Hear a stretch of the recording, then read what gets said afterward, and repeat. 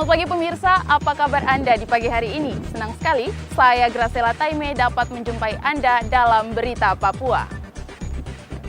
Sejumlah berita menarik dan teraktual telah berhasil dirangkum tim redaksi kami. Berikut 3 berita utama hari ini. Diduga remblong, sebuah kendaraan di Manokwari terjun ke sungai. 4 penumpang meninggal dunia. Tak terima keluarga mereka akan dimakamkan secara protokol COVID-19. Puluhan keluarga pasien COVID-19 mengamuk dan merusak RSUD Merauke. Biro SSJ Papua raih 2 penghargaan dalam Lomba Karya Jurnalis Televisi Kapolda Award 2021.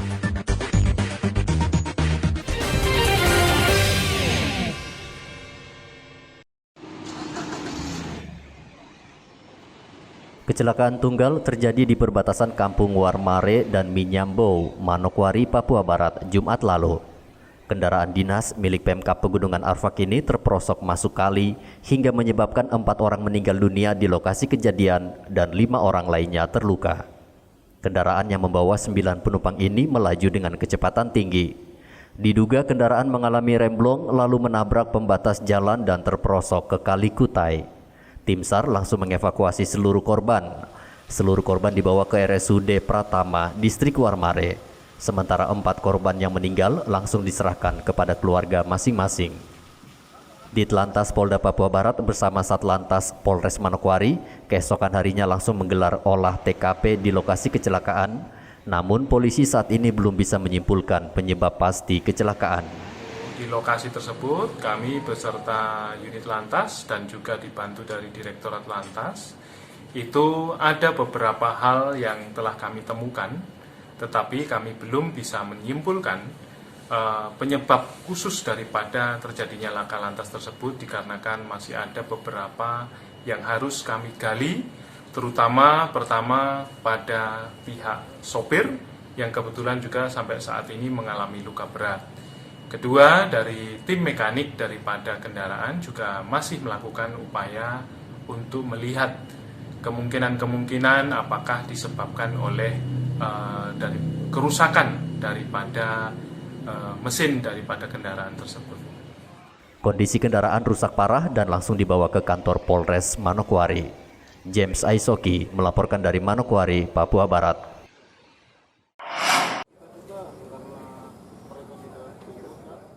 Keluarga pasien COVID-19 bertindak anarkistis dengan merusak rumah sakit umum daerah Merauke. Mereka melempar kaca rumah sakit hingga pecah serta merusak mobil jenazah dan ambulans. Peristiwa terjadi pada Sabtu kemarin. Keluarga pasien marah karena tidak terima anggota keluarga mereka dinyatakan positif COVID-19. Menurut saksi mata, ratusan orang datang ke rumah sakit dengan membawa balok dan batu. Mereka mengamuk dan merusak rumah sakit. Secara paksa, mereka membawa pulang jenazah anggota keluarga mereka yang terpapar COVID-19 ke rumah yang berjarak hanya beberapa ratus meter dari rumah sakit umum Merauke. Petugas rumah sakit tidak bisa berbuat apa-apa karena massa sangat beringas dan sempat mengancam dokter dan perawat dengan parang. Tadi ketika kita lagi dinas, ya, memang pasien ini ketika saya bergantian dinas keadaannya sudah meninggal. Ya. Jadi ketika kita mau mengedukasi ya, karena kan hasil labnya kebetulan keluar pas dinas di sana. Memang sebagian besar keluarga tidak terima. Ya karena mereka mungkin merasa pasien ini sengaja di-COVID-kan ya. Padahal kita di sini cuma menyampaikan hasil laboratorium ya. Tadi keluarganya berapa yang ngamuk, Dok? Waduh, kita tidak hitung juga ya. Banyak ya? Banyak. Brutal juga, Dok ya? Ya.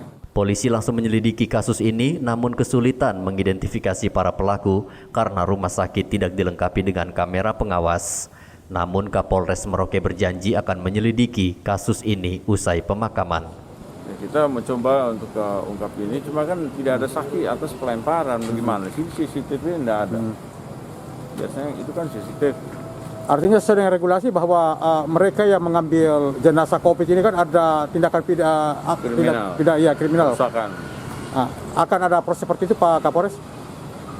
Kita akan lakukan tindakan kita, nanti kita nggak bisa jelasin begini ya.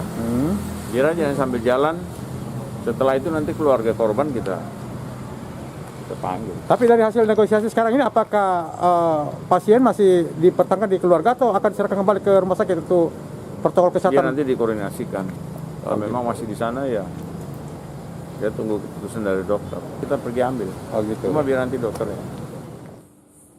Setelah diberikan pemahaman oleh polisi, keluarga akhirnya mau menyerahkan jenazah anggota keluarga mereka ke petugas pemulasaran untuk dimakamkan secara protokol COVID-19 pada Minggu kemarin. Muhammad Ridwan melaporkan dari Merauke, Papua. Diduga karena tidak mengantongi surat resmi untuk melakukan kegiatannya di Merauke, polisi meringkus 2 orang penagih utang atau debt collector asal Surabaya Sabtu lalu. Perbuatan kedua orang ini meresahkan warga. Mereka menarik paksa sebuah kendaraan yang kreditnya diduga tertunggak. Belakangan, kedua orang ini meminta uang sebesar 30 juta rupiah agar kendaraannya tidak ditarik. Warga yang curiga akhirnya melaporkan perbuatan pelaku ke polisi. Mereka lalu ditetapkan menjadi tersangka karena diduga melakukan penipuan. Selain itu, kedua pelaku juga tidak memegang dokumen sah dan surat resmi yang ditugaskan pihak tertentu untuk menagih hutang. Penyidik menemukan bahwa surat tugas yang diberikan mereka sesuai dengan aturan yang berlaku ada cacat hukumnya di situ, termasuk dengan persyaratan materialnya. Karena apa yang dikuasakan itu memberikan kuasa apa tidak tercantum tertulis dengan jelas, sehubungan dengan tidak adanya surat-surat yang bersifat asli atau ditandatangan basah oleh pemberi kuasa kepada pelaku. Dalam artian, jadi kita menganggap bahwa kegiatan mereka itu adalah bertentangan dengan hukum. Berbicara masalah legalitas dekolektor, mereka harus memiliki sertifikat. Untuk mempertanggungjawabkan perbuatannya, kedua pelaku langsung ditahan di Mapolres Merauke, termasuk mobil yang hendak ditarik. Sementara uang sebesar 30 juta rupiah menurut pengakuan pelaku sudah dihabiskan untuk biaya operasional. Saat ini polisi sudah menerima 7 pengaduan serupa dari warga terkait aksi kedua pelaku. Polisi meminta warga untuk melapor apabila menjadi korban dari penipuan berkedok debt collector ini. Muhammad Ridwan melaporkan dari Merauke, Papua. Kepala Kepolisian Daerah Papua menyambut baik kembalinya pimpinan kelompok kriminal bersenjata KKB ke pangkuan Ibu Pertiwi. Noak Orarei adalah mantan pimpinan KKB di wilayah Kosiwo, Kabupaten Yapen Waropen. Selama ini, Noak dan anggotanya diburu aparat kepolisian karena kerap meneror warga. Kapolda mengapresiasi sikap Noak yang sadar dan mau kembali membangun dan memajukan daerahnya. Kapolda sudah menginstruksikan kepada seluruh Kapolres bila ada anggota KKB berniat tulus kembali dan mengabdi buat negara kesatuan NKRI, maka perbuatannya di masa lampau akan diampuni. Saya mengapresiasi kerja keras dari Kapolres Yapen dan jajarannya yang bisa melakukan pendekatan soft approach kepada masyarakat dan khususnya kepada kelompok yang selama ini mereka ingin memisahkan diri untuk keluar daripada negara Kesatuan Republik Indonesia, dan alhamdulillah pendekatan ini cukup berhasil sehingga kemarin itu saudara Noak Orarei itu bisa menyerahkan diri, diantar oleh keluarganya kepada Polres untuk menyatakan niat baiknya dan menyatakan untuk kembali kepada negara Kesatuan Republik Indonesia. Tentunya sekali lagi selamat Kapolda, dan saya juga sudah melaporkan ke Bapak Kapolri dan beliau juga mengapresiasi kerja keras dari Kapolres dan seluruh jajarannya. Sebelumnya, pekan lalu Noak Orarei datang ke Mapolres Kepulauan Yapen diantar ibu kandung, istri, anak, serta sejumlah kerabatnya. Noak selain menyerahkan diri juga menyerahkan 2 pucuk senjata api rakitan bersama sejumlah amunisi berbagai jenis dan sebuah bendera bercorak bintang kejora. Mantan pimpinan KKB wilayah Yapen ini kembali ke NKRI karena selama ini ia bersama keluarganya merasa tidak aman diburu aparat keamanan. Selain itu, harapannya ingin menjadikan Papua sebagai negara merdeka adalah sia-sia. Bersama ini dengan niat tulus berjanji atas keinginan saya sendiri untuk kembali sebagai warga negara Indonesia dan setia kepada bangsa, Pancasila dan Undang-Undang Dasar 1945 yang masih mendukung memperjuangkan kemerdekaan Papua agar segera mengikuti jejak saya bergabung dengan NKRI. Ya, kalau hidup dengan seperti keadaan seperti begini rasa tidak nyaman. Noak Orarei mengajak sejumlah anak buahnya yang masih berada di hutan untuk mengikuti jejaknya kembali ke Negara Kesatuan Republik Indonesia agar bisa membangun daerah bersama-sama pemerintah. Ia juga berharap pemerintah memberikan pekerjaan yang layak sehingga bisa menghidupi keluarganya. Hendra melaporkan dari Kota Jayapura, Papua.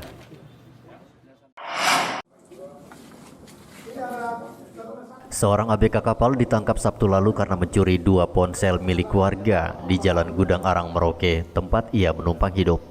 Polisi tak kesulitan menangkap Freddy karena ia masih tinggal di rumah tersebut. Selain 2 telepon genggam, Freddy juga mengambil uang sebesar 1,5 juta rupiah. Ia mengaku terdesak kebutuhan untuk membiayai istri dan anaknya yang saat ini tinggal di Jakarta. Kau curi apa saja? HP sama uang. Uang berapa? HP Uang sama berapa? 1,5 juta. HP ada berapa? HP 2. HP Samsung sama HP Vivo. Jual kemana? Jadi, oh sudah kasih. HP yang tadi itu yang saya jual itu. Oh, yang diambil Pak Polisi tadi? Iya. Terus yang satu? Yang satu udah diambil korban. Itu yang rumah sebelah kan kosong, terus di atasnya itu lubang besar. Apa aja diambil? Apa aja diambil? Dia ambil HP dua dengan uang 1,5 juta. Memang ibu tidak dalam rumah? Ada, kita ada tidur, saya bertaruh kepala dan ada sebentar tidur. Tapi kita tidak rasa, tapi saya pintu kamar tidak kunci. Baru ketahuan itu jam berapa ibu tahu? Saya tahu bagusnya jam 4. Orang ini datang ke kami mau cari pekerjaan. Ternyata ada anggota saya, dia cek di kejadian Merauke, dia ini sudah diviralkan bahwa dia sudah ambil orang punya HP, ambil orang punya uang. PKP-nya di Gudang Arang sana. Dan sekitar jam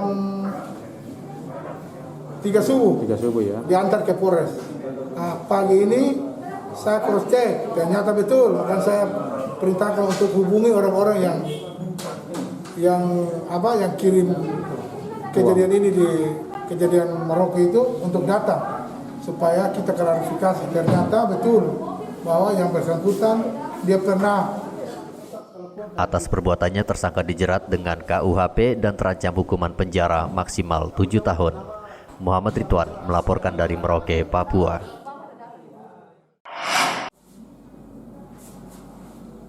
Atas dasar kemanusiaan, Satuan Narkoba Polres Merauke menghentikan kasus penjualan kosmetik ilegal yang dialami seorang warga di Kelurahan Karang Indah, Merauke. Ayuning Tias tersandung kasus penjualan kosmetik ilegal pada Februari lalu. Ia menawarkan kosmetik ilegal tersebut melalui media sosial. Namun polisi memutuskan tidak memproses kasus ini karena yang bersangkutan baru menawarkan dan belum memasarkannya. Ayuning Tias mengaku tidak tahu menahu soal perizinan yang harus dilengkapi untuk memasarkan produk kosmetik. Polisi yang mendatangi rumah kos Ayuning Tias mendapati wanita itu dalam keadaan hamil 9 bulan. Kondisi keluarganya juga kurang mampu. Polisi akhirnya memberikan bantuan biaya dan perlengkapan persalinan. Suami Ayuning Tias sangat bersyukur dan berterima kasih atas kebijakan polisi. Kasus istrinya tidak dilanjutkan. Saya cukup berterima kasih banyak. Istri saya sudah bisa diringankan bebannya atas segala perbuatannya. Nah, dengan adanya istilahnya boleh kata pengampunan ya, dengan kasus ini seperti apa anggapan Mas sendiri? Artinya ya saya tidak akan mengulangi lagi. Ya cukup ini pelajaran bagi kami. Terhadap Ibu Ayu telah kita amankan berdasarkan bukti temuan di lapangan bahwa ibu ini membuat satu kosmetik dan diedarkan lewat online. Namun setelah kita melakukan pemeriksaan terhadap ibu ini, kita akhirnya punya rasa prihatin. Kenapa dia melakukan ini? Untuk menghidupi 4 orang anak. Dan saat ini ibu ini sedang hamil besar, tinggal menunggu waktu dia lahiran. Nah, dari kejadian itu, kami dari Sat Narkoba sehingga muncul rasa keprihatinan untuk balik ingin membantu ibu ini. Sehingga pada pagi ini kita mendatangi rumah ibu dan membawakan sekedar untuk meringankan beban ibu ini dalam meringankan beban untuk lahiran dia. Semoga lahiran ibu ini bisa berjalan lancar. Polisi juga menghimbau agar warga berhati-hati dalam memasarkan produk kosmetik, apalagi melalui media sosial dan belum tentu barang kosmetik itu teruji lewat Badan POM. Muhammad Ridwan melaporkan dari Merauke, Papua.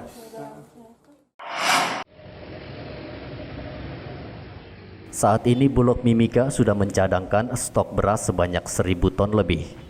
Stok sebanyak ini dinilai cukup untuk kebutuhan warga di Kabupaten Mimika dan Kabupaten Puncak selama 2 bulan ke depan. Bulog juga menjamin stok beras sejauh ini aman dan cukup untuk kebutuhan masyarakat menjelang puasa. Masyarakat juga tidak perlu khawatir stok beras akan habis, karena sebelum stok menipis, Bulog Merauke akan memasok beras ke Mimika sebanyak 700 hingga 1.000 ton beras. Beras yang didatangkan dari Merauke merupakan hasil panen petani di Merauke.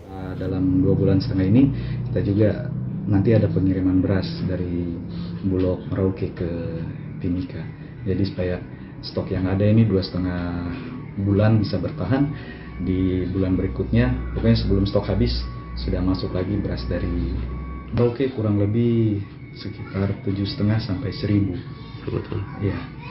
Kalau Kabupaten Puncak, jadi kita nanti tinggal tunggu dari pengurusnya datang untuk minta dilayani, dikeluarkan berasnya, tinggal kami siapkan saja. Kalau stok kita sendiri minyak belum ada, kosong, ya. Gula juga habis. Sementara kami menunggu pengiriman lagi dari Jawa. Kalau kekosongan, kalau untuk gula ini belum sebulan. Kalau minyak memang karena kita menunggu perintah saja dari pusat, kalau ada pengiriman ke sini kami siap. Setiap bulan Bulog menyalurkan 200 hingga 300 ton beras untuk jatah PNS otonom, PNS vertikal, TNI Polri, dan untuk operasi pasar.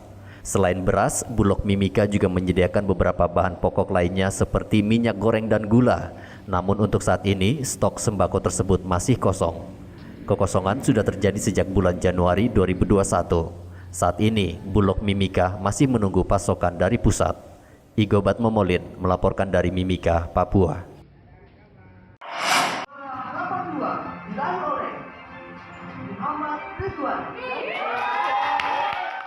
Biro SCTV dan Indosiar Papua meraih 2 penghargaan dalam Lomba Karya Jurnalis Berita Humanis Polisi Kapolda Jurnalis Award 2021.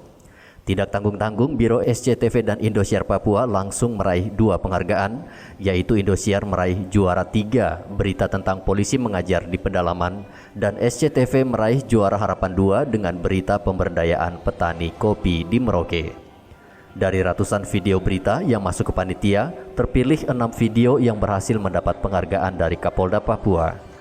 Penghargaan ini dilangsungkan secara virtual dengan disaksikan seluruh Polres. Kapolres Merauke AKBP Untung Sangaji mengatakan keberhasilan wartawan Merauke di ajang ini adalah bagian kebanggaan Polres Merauke, karena ini menjadi bukti Polres Merauke berhasil memberdayakan masyarakat.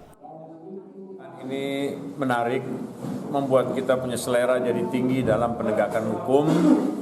Kecepatan kita bergerak akhirnya menjadi lebih baik lagi. Dan terus terang pemberitaan yang Mbak Saudara buat, ya walaupun SCTV punya gambar lebih bagus, tapi yang lain beta yakin ada, hanya belum muncul betul. Tapi itulah yang beta lihat, mengejar dan memburu berita lewat hal-hal kejadian yang alirung lihat di sekeliling kita, dan mudah-mudahan atas kekurangan dari penegakan hukum yang mungkin kita membuat belum bagus, kita juga minta maaf. Tapi kita berjuang menjadi yang lebih baik untuk ke depan. SCTV, Indosiar, Papua, oke. Kapolda Papua Irjen Matius Fakiri mengatakan akan terus menggelar kegiatan lomba karya jurnalis secara rutin sehingga memacu jurnalis dalam memberitakan polisi terutama di pedalaman. Saya banggakan tentunya terobosan kreatif dari Bapak Kabain Telkam di saat beliau menjadi Kapolda ini akan kita teruskan.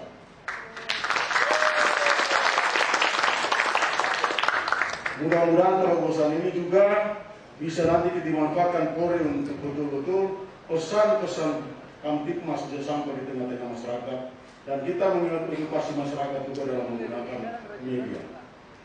Tentunya saya berharap tadi juga ada pesan dari Bapak Kapolda nanti Bimas Kapolda juga ditingkatkan. Tetapi yang pasti hadiah kita tingkatkan. Lomba karya jurnalistik Kapolda Award ini dibuat dalam rangka Hari Pers 9 Februari lalu dan baru pertama kali dilakukan. Muhammad Ridwan melaporkan dari Merauke, Papua.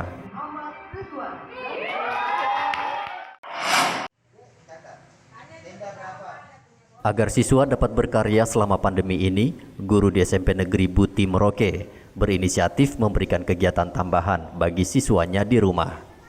Siswa dituntut untuk kreatif membuat karya seni sederhana dengan bahan-bahan alami yang mudah didapatkan di sekitar rumah seperti daun kelapa dan kerang. Seperti piring anyam yang terbuat dari lidi ini. Hasil karya seni para siswa selama berada di rumah ini dipamerkan di sekolah mereka. Karya seni diharapkan bisa mendorong siswa agar terpacu untuk mengembangkannya menjadi karya yang bisa memberikan manfaat ekonomi. Yang ini piring lidi terbuat dari lidi pohon kelapa. Lidi pohon kelapa ya? Ya. Kalau ini apa ini? Yang ini siput pantai. Siput pantai ya? Ya. Itu ngelemnya pakai apa itu? Lemnya pakai lem kastor. Lem kastor. Itu bahannya dari mana? Ya. Bahannya dari mana? Sama? Bahannya dari kelapa juga? kelapa juga. Berapa hari buatnya itu? 2 hari. 2 hari ya? Ini kerang.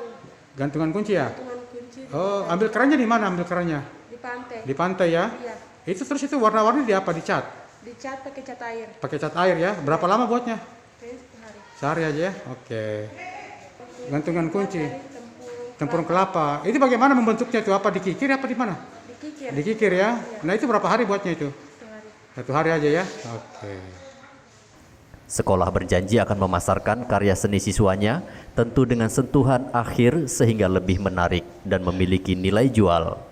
Karya-karya yang ada di sini itu adalah upaya dari sekolah yang kami buat sebagai guru maupun kepala sekolah untuk memberikan pelajaran materi yang diberikan dalam masa COVID ini supaya anak-anak itu ada pekerjaan di rumah dan mereka tidak nganggur gitu.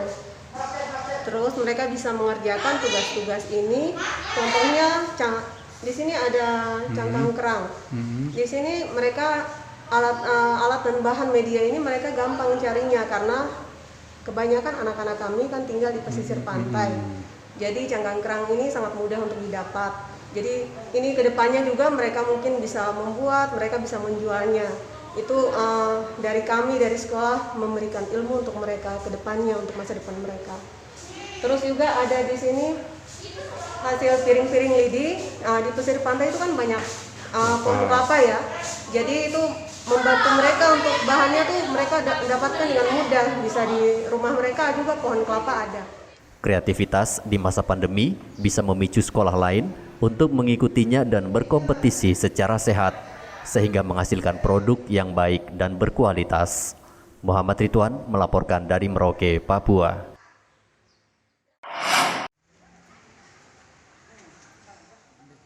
Dampak ekonomi dari COVID-19 di Merauke telah memukul berbagai sektor dan kalangan pengusaha. Salah satunya pengusaha kecil di Pasar Wamanggu. Sudah lebih dari setahun, roda perdagangan di Pasar Wamanggu terus melambat. Pendapatan pedagang pun kian menyusut, sehingga sulit berharap meraup untung yang besar di masa pandemi. Berbagai bantuan disalurkan untuk membantu masyarakat yang terdampak. Salah satunya dilakukan pengurus Masjid Wamanggu. Menjelang puasa, mereka memberikan sembako bagi pedagang di Pasar Wamanggo. Pemberian sembako ini tentu disambut gembira para pedagang di pasar. Terima kasih. Banyak. Gitu. Cukup membantu ya? Iya, cukup membantu. Bagaimana pendapatan Anda di selama pandemi ini? Cukup berpengaruh? Cukup berpengaruh. Begitu. Kita juga jadi. Kami sangat berbahagia adanya pembagian paket sembako karena sudah beberapa bulan di Masjid Pasar Wamanggo sangat sepi pembeli, sehingga ada rasa peduli kepada pengurus Pasar Wamanggo untuk membagikan kepada masyarakat sembako. Ini sangat bermanfaat untuk kami dan keluarga. Pendapatan selama ini adanya COVID-19 sangat minim sekali. Minim sekali ya? Iya. Jadi untuk menghidupi keluarga, sanak famili itu sangat terbatas. Sangat membantu ini ya? Bantuan. Ya. Oke. Sembako yang dibagikan pengurus masjid berjumlah 300 paket, yaitu berisi beras, gula, minyak goreng, mie instan, dan ikan kaleng. Semuanya merupakan sumbangan dari berbagai kalangan ke masjid. Dalam masa pandemi ini, untuk yang ke-7 kalinya ini, kami khususkan kepada pedagang yang menempati lantai 2 Pasar Wamanggo. Kita tahu bersama pandemi belum berakhir dan daya beli masyarakat ini sangat-sangat minim sekali. Ini yang membuat kepedulian dari unit penerimaan zakat Masjid Nurul Mujahidin Pasar Wamanggo ini merasa bahwa ada dana umat, yaitu dari unit penerimaan zakat yang telah dikumpulkan saat Ramadan yang lalu, karena kita sudah akan memasuki Ramadan lagi sehingga kita harus habiskan dana itu. Bantuan ini diharapkan bisa mengurangi beban ekonomi pedagang untuk sementara waktu. Muhammad Ridwan melaporkan dari Merauke, Papua. Presiden Joko Widodo pekan lalu dalam rapat terbatas dengan sejumlah menteri telah memutuskan pelaksanaan Pekan Olahraga Nasional PON 20 dan Pekan Paralimpik Nasional atau Peparnas 16 dilangsungkan di Bumi Cendrawasih. Pelaksanaan tetap dilaksanakan sesuai jadwal, yakni 2 Oktober hingga 15 Oktober 2021. Untuk Peparnas 17 hingga 28 November 2021 mendatang. Meski pandemi, PON akan tetap digelar dengan mengacu pelaksanaan Olimpiade di Tokyo Juni nanti agar aturan Olimpiade Tokyo akan ditiru PON di Papua sehingga pelaksanaan aman dari COVID-19. Sekretaris Umum KONI Papua Kenius Kogoya menyambut baik keputusan pelaksanaan Pekan Olahraga Nasional 20 dan Pekan Paralimpik Nasional 16 di Provinsi Papua tetap dilaksanakan sesuai jadwal. Ia meminta pekerjaan venue yang belum rampung agar dipercepat sehingga dapat digunakan atlet Papua untuk uji tanding dan latihan. Atlet kita sudah siap ya, bayangan kontingen kita sudah siap. Mereka yang kita persiapkan ini sudah siap untuk ikut PON saat ini, begitu ya. Jadi tidak ada masalah. Hanya sekarang terkendala itu hanya soal faktor venue atau fasilitas yang belum selesai, sehingga kita harapkan atlet-atlet kita itu jangan merasa asing di negeri sendiri. Semua venue selesai, kelar, dan kita melakukan tes event. Begitu. 3 bulan sebelum pelaksanaan itu paling tidak venue-venue semua sudah selesai. Saat ini ada beberapa venue yang masih dalam tahap pekerjaan seperti venue dayung, sepatu roda, dan beberapa venue temporer untuk cabang olahraga para layang dan panjat tebing. Panitia Besar PON menargetkan seluruh venue akan rampung pada Juni mendatang dan siap digunakan. Hendra melaporkan dari Kota Jayapura, Papua. Pemirsa, informasi tadi sekaligus mengakhiri jumpa kita dalam Berita Papua. Saya Graciela Taime mewakili seluruh tim redaksi yang bertugas menyampaikan terima kasih. Selamat beraktivitas, sampai jumpa. Wanyambe.